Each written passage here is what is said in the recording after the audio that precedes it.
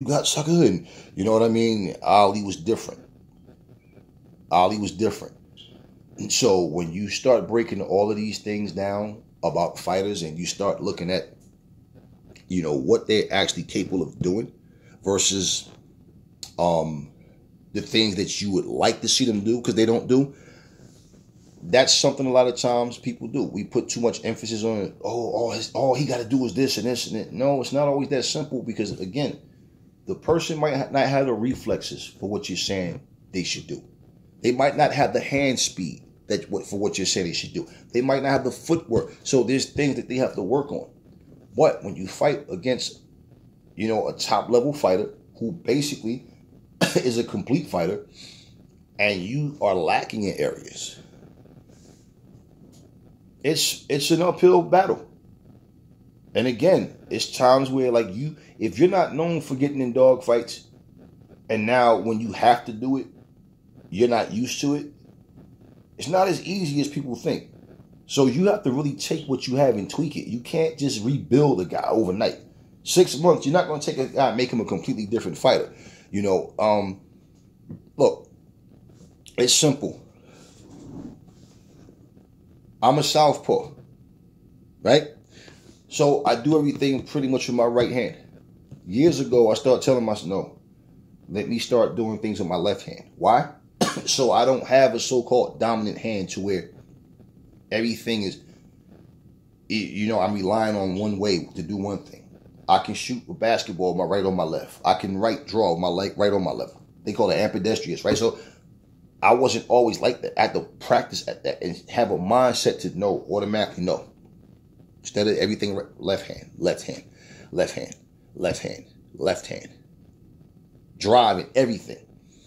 It's not something that took me years to do. It was just the mindset of understanding, no, you have to get used to, playing basketball. I would always go to my right. Now, no. All of a sudden, bam, I go to my left, right, whatever. You had to practice at it and work at it. Okay? It's simple. So it's not like we're trying to, I'm not saying Anthony Joshua has to become a completely different fighter. He has to learn.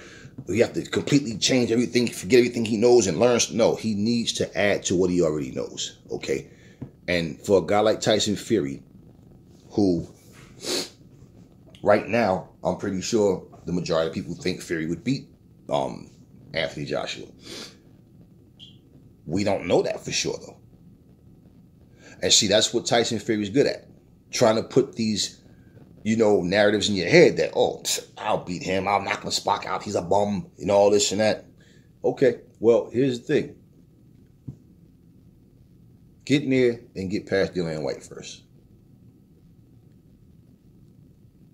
And not only that, let's just say, for example, if some dirty shit happened where the WBC did allow him to actually fight in March against somebody else other than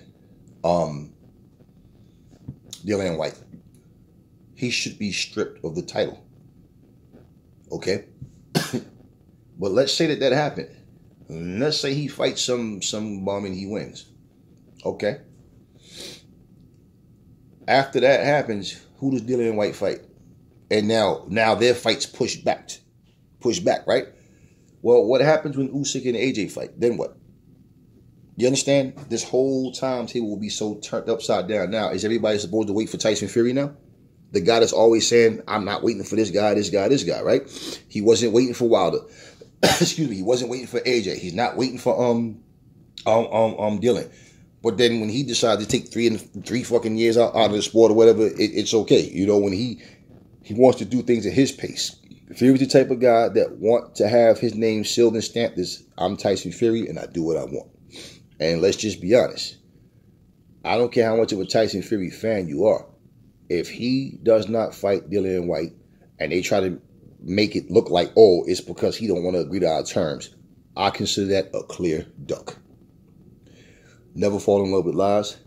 Remember, the truth brings hate out of people. And I will catch y'all on the next video.